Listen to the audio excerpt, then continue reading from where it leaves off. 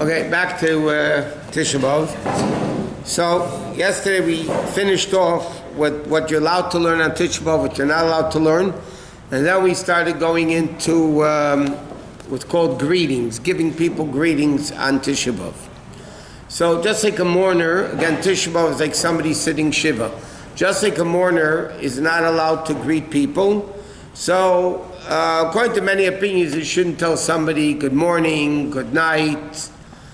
In fact, it says in halacha, what happens, you come into a shul and somebody doesn't know the law, and they tell you good morning, and if you don't answer, they might be insulted, and they won't come back, and they won't look at you anymore, and they won't talk to you anymore.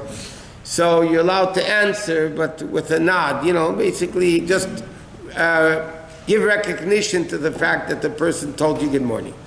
So in fact, there are some opinions that say that when you answer the telephone, you shouldn't say hello and goodbye. But many people say that's not, like we said, that's not a greeting. Hello is basically saying something, yeah, I'm here, It's not greeting, well, you're not telling them hello, good morning. So people just, you're not allowed to give gifts. Again, returning a greeting, you're allowed to if the person won't, might get insulted or whatever, not to offend the person.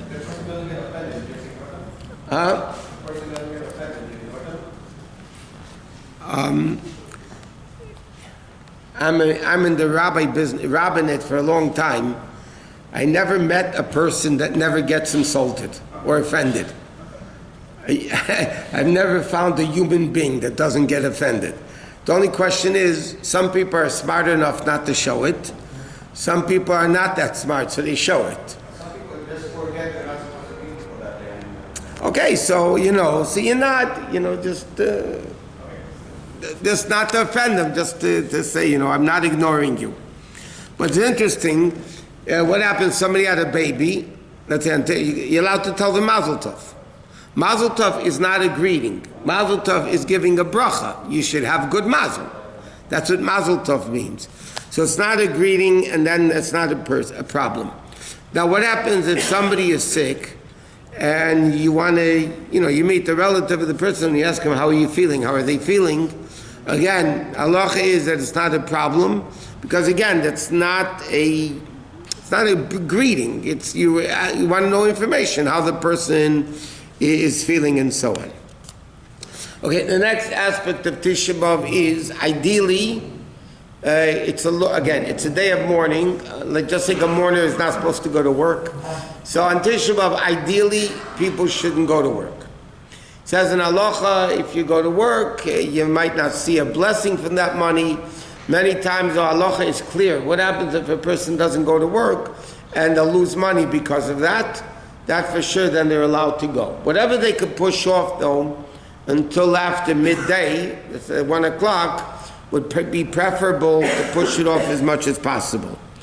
But again, a lot of people try just, to refrain from doing work.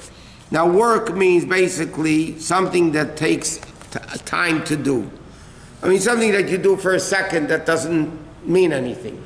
But it's something that takes a long time to do, then you're going to be involved in that, then you're taking your mind off the Tisha B'Av day, and therefore it's not preferred. But if, doing small, even business things that in and out, sending an email or something like that is not a problem.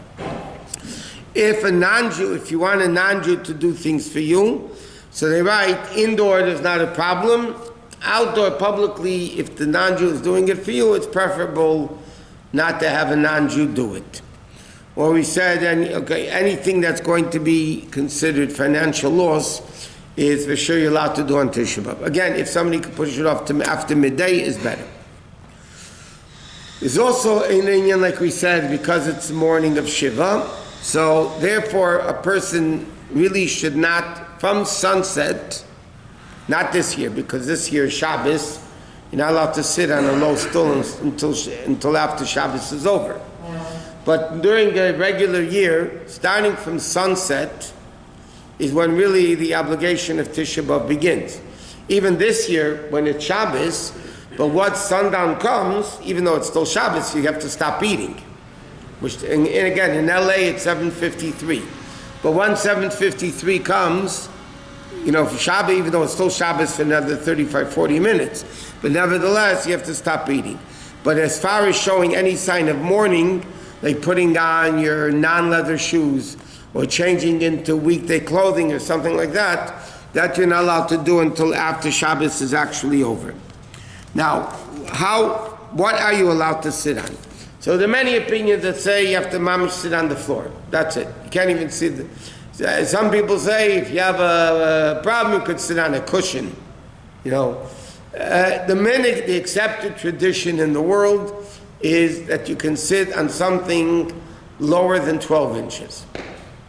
3 tvachim, which is, for this case, 12 inches. So you have these little stools or little chairs.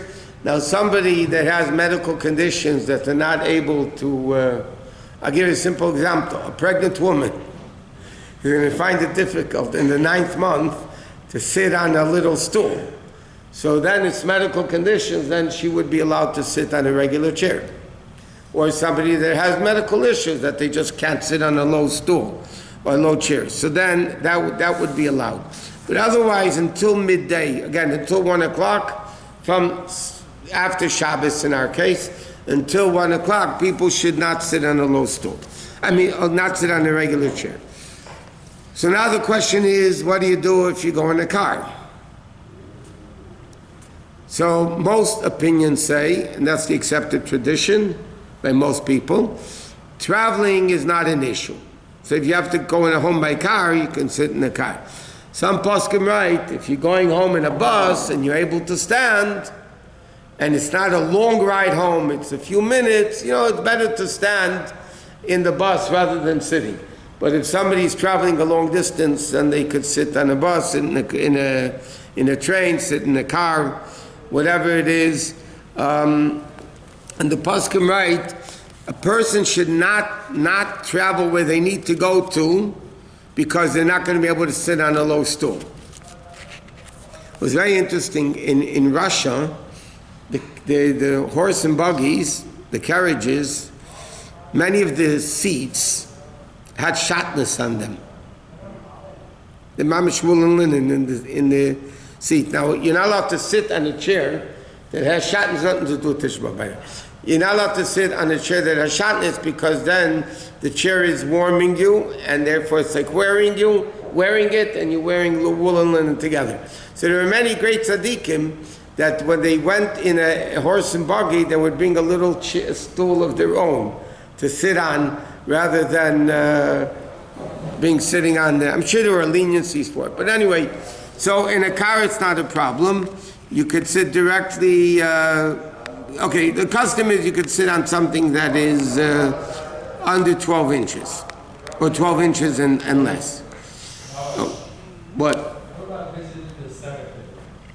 Okay, we didn't get there yet, but now that you bring it up, it's as follows. Many people have a custom, it's brought down even in halacha, that many people visit the cemetery Tisha B'Av in the afternoon, not in the morning. They visit, the Rebbe brings it down, and the Rebbe writes, it's not our custom to do that. He said, I didn't see my father-in-law doing it. It's not Chabad custom necessarily to go to the cemetery Tisha B'Av afternoon, but many people do, and there's nothing wrong halachically to go to the cemetery Tisha B'Av, but again after 1 o'clock, preferably not in the morning, unless if there's God forbid a funeral. Ideally it says even a funeral you should try to do in the afternoon if possible. When you see people there, can you say hello? What? When you see people there, can you greet them? We were just talking about that before you came. In a cemetery, you're not supposed to greet people. At a funeral, you're not allowed to greet people. You're not allowed to say Shalom Aleichem to somebody at a funeral. Even not the mourners. I'm saying, you don't give Shalom Aleichem. Shalom Aleichem means peace upon you. You come to a funeral, it's not peace. What? Okay, you're right. I don't know why that wasn't mentioned before. Some people have a custom. They don't sleep on a pillow. They'll sleep with on top of as a pillow. They use a rock. Just to torture themselves for Tisha B'Av. L'poil, it's not the custom nowadays. Some people, it's not halachic mandatory, it's brought down. Some people will have a custom, let's say if they sleep with a pillow, they'll sleep without a pillow. If they sleep on 2 pillows, they'll sleep on 1 pillow. But halachically, I'll tell you one thing, okay? This is a very practical halacha. Most people, when they don't sleep at night, are very cranky, right? That's the fact. People don't sleep at night, they get very cranky. Now when people are cranky, any person that comes in contact with them suffers, and their family for sure suffers.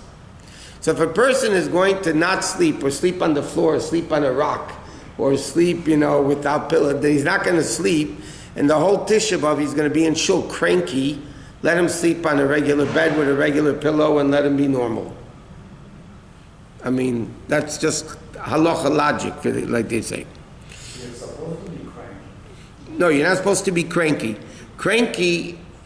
Mourning and upset over the destruction of the Bais Hamikdash is not cranky. They tell us, B'chlal by Chassidim, Tisha B'Av is a Sadeh, but it's called a Yom Tov because Mashiach was born, Mashiach is going to come, Tisha B'Av is going to be a super, super great Yom Tov.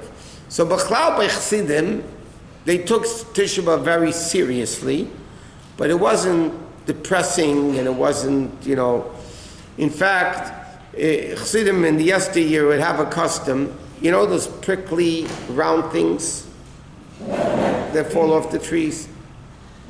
So they would do after Kinnis and Tisha B'Av, they would throw them at each other and they would get stuck in the beards. There's a story with the halachic Ruzhiner. Rabbi Yosef Shusterman was a friend of the Tzemach Tzedek, very close friend.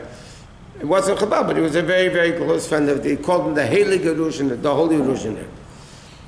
By him, Chassidim had a thing that after Kinnis, Tisha B'Av morning, there would be guys on the second floor, it would overhang, and they would, when the guy walked out, they would lasso him up. They would throw down a lasso, and they would pick up the guy. One time, Tisha B'Av, by mistake, the Ruzhiner walked out. They didn't notice that it was him. The Rebbe walked out, and they hoisted him up. And when they saw him, that it was the Rebbe they picked up, so they right away gently let him down. So the Ruzhiner turned his eyes to Hashem and he said, God, you gave the Jews a holiday called Tisha B'Av. They don't want it. Take it away from them. Take it away. So there was a story that the Rebbe had a very, very holy chassid, his name was Rabbi Shmuel Munkes. He was known as the jester of the Alter Rebbe's court. He did a lot of funny, great. He was, to put it this way, when the Alter Rebbe was being taken to prison, the Alter Rebbe discussed it with him if he should go or not. Okay, Rabbi Shmuel Munkes was a tzaddik of Tanya, not the Beinoni, a tzaddik of Tanya. So, one time, the Alter Rebbe was, after Kinnis, so Rabbi Shmuel Munkes was throwing things, the lively things. And I think it was Rabbi Aaron Kalina, Rabbi Shlomo Kalina, one of the Kalinas, were with the Alter Rebbe then. And he said he saw this chassid, on Tisha B'Av being lively.